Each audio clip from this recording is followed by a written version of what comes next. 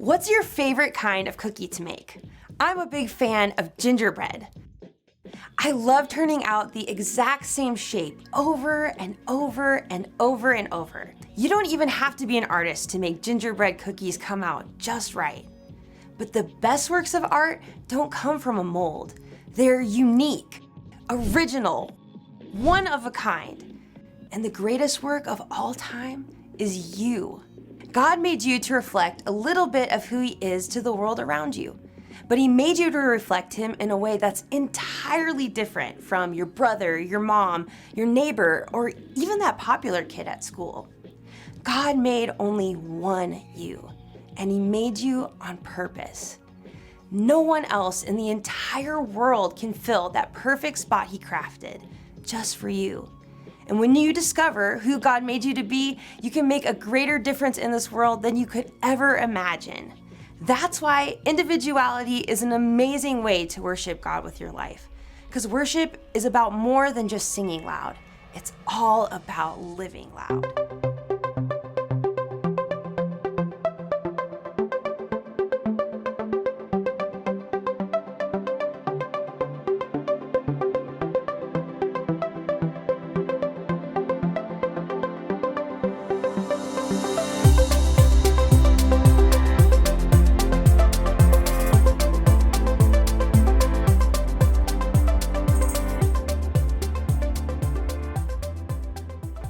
Good morning, friends, and welcome to Online Elementary Large Group. My name is Miss Emily, and I am so happy that you're tuned in this morning with us. Please be sure to give us a shout out in the comments so that we know you're watching, and we would love to give you a good morning shout out right back. And parents, later on this afternoon, please keep an eye out on your email, as you should be receiving weekly emails from either myself or Miss Christine with follow-up information to our Bible story today, as well as any news or updates that we might have for you from the children's ministry. If you're not receiving these emails, check your junk folder, and if you don't see it there, please let us know and we will be sure to get you connected. And now, without further ado, let's start Elementary Large Group.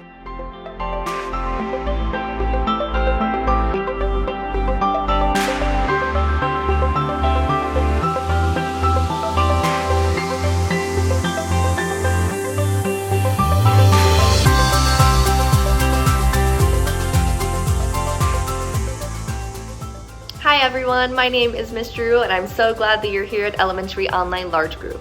All month here, we're talking about individuality. Individuality is discovering who you're meant to be so you can make a difference. You see, God made each one of us in His own image. He made every person unique and special, so that way we can share His love and show others what He's like. There are a couple of things that I know for sure from hanging out and chatting with all of you guys. 1, you're all awesome individuals, and 2, you all have very strong opinions about the best kinds of candy. I get it, I do too. Since you're all candy experts, I thought we could name as many jelly bean flavors as possible in 60 seconds. Grab a piece of paper and something to write with. I have a feeling your list may be long. Are you ready? On your mark, get set, go.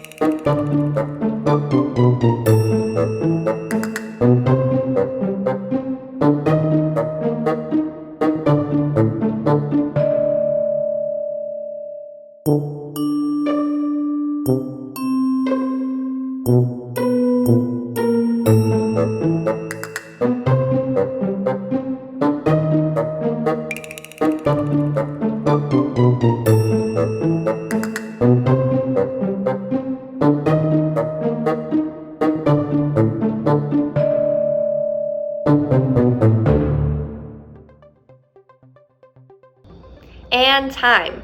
Now count up all those flavors and show us in the comments. How many flavors did you write? Like lemon or strawberry? I'm sure that some of you guys wrote down some interesting flavors too, like grass or dirt from those icky jelly bean packages. Now it's time for us to center our hearts for our Bible story today. So let's all take a moment and set our sacred large group space together. Friends, it is time to set our sacred large group space together and with God. And one of my favorite parts about setting a sacred space and creating a sacred space is that you can do it no matter where you are. You can do it while I'm at home and you're at home. You could do it if we were at church. You could make a sacred space in the car. No matter where you are, you can make a space sacred by how you treat the people that are in your space with you. So friends, right now, let's together make our space sacred. And like I said earlier, we're not creating a sacred space by ourselves. We're creating our space with God. So I'm going to light some candles to set our space and remind us that God is here too. So we have 3 candles before us, and they each represent God. We have God the Creator, God the Son, and God the Holy Spirit. So as I light each of our candles, one may be a little crooked, but that's okay. As I light each of our candles, I want you at home to say out loud with me, God the Creator, God the Son, and then God the Holy Spirit. Are you ready? God the Creator, God the Son, and God the Holy Spirit. And together and with God, friends, we have set our sacred space. Let's watch our Bible story video for today. The Bible. It's 66 books of history, stories, letters, and poetry that fit together to form God's one big story. The epic adventure of how He created us and loves us so much that He made a way to rescue us. As we travel through the Bible, from Genesis to Revelation, we discover people who met God and found their lives changed forever. Now, for an amazing story, inspired by the book of Acts, chapter 16, verses 13 through 15. Lydia of Thyatira was a remarkable woman. Her city was known for its craftsmen, especially those who made and sold expensive purple dye. Take a look. I use only the finest snail shells. Though most successful people in business were men, Lydia learned the craft of purple dye. And when she traveled to the Roman city of Philippi, she set up a business selling rare, expensive purple cloth. Please note, we have lilac, plum, iris, lavender, and grape fabric laid out. And over here you'll find amethyst, eggplant, and orchid.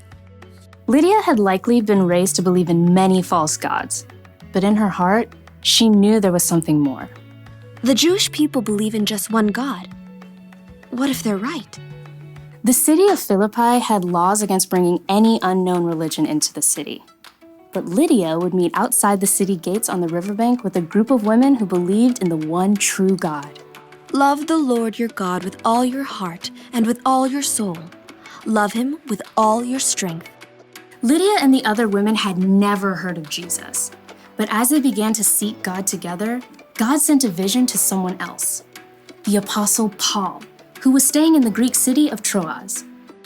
Dream. It was so vivid. I saw a man standing right here begging me. He said, "Come over to Macedonia. Help us." Immediately, Paul and his friends set sail.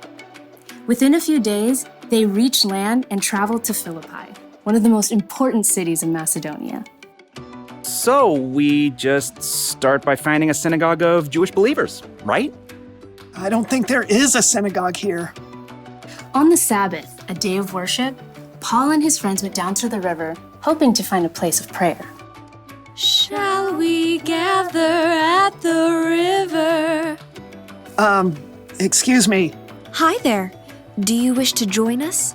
We're praying to the one true God. Absolutely.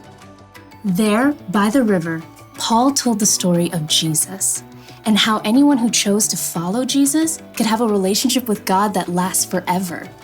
But this is amazing. This changes everything. The Lord opened Lydia's heart to believe every word of Paul's message.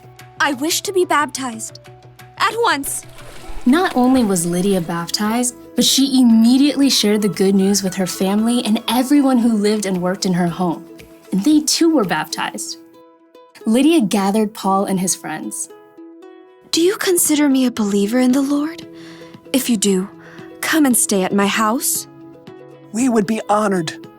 As a successful businesswoman, Lydia's house was likely large and beautiful. We must meet here from now on. Lydia did not hesitate to give everything she had to the believers in the brand new church. And when Paul and Silas were later thrown in prison and then released, they immediately returned to Lydia's home to rest and prepare before they left the city. You must be brave. Of course we will. Don't forget to write. Later, Paul did write a letter to Lydia and others in the church of Philippi, and he remembered his time spent in Lydia's home and the church there with great joy. I thank my God every time I remember you. In all my prayers for all of you, I always pray with joy. I'm happy because you have joined me in spreading the good news.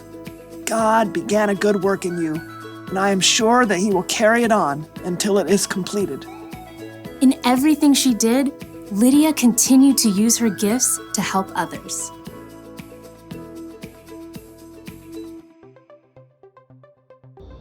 I just love Lydia's story. I love how she put her faith in Jesus and then she used her gifts to help Paul and his friends. Lydia's gift is that she was good at business. She was good at selling purple cloth that people really wanted. She had a gift for making people feel welcome in her home. She used the money she made in her business to give Paul and the others a safe, comfortable place to stay. When we're good at something or we have a lot of something, we shouldn't just use it to help ourselves or make ourselves look good. God gave us gifts that are part of our individuality, and we should use those gifts to help other people. That's what we need to remember today. Use your gifts to help others. If you think about it, that's what Jesus did. He constantly taught people, healed people, and loved people. He was always finding ways to help others. We know that God has given each of us different gifts that we can use to help others. We can use those skills and abilities to treat others the way that we want to be treated. Maybe you're good at spelling, and you can help your friends study for a test. Maybe you're really patient and gentle, and you can play with your baby sister so that your mom can get some things done around the house. Maybe you can talk with your family about ways to work together to help others in need. Before we pray, let's say our memory verse together. I praise you because I am fearfully and wonderfully made. Your works are wonderful. I know that full well. Psalm 139:14. And now let's pray. Dear God, please help us be like Lydia. Show us how we can use the gifts that you've given us to help the people around us. Most of all, help us share your love so people will see what you're like, and so they'll want to learn more about you too.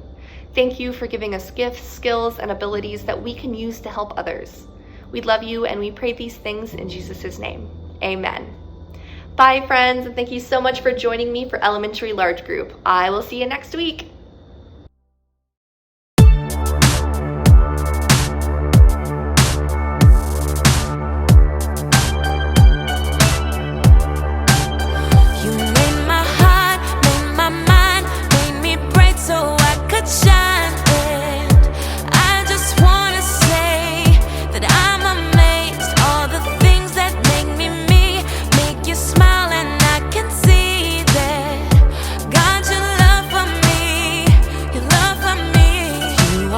Perfect.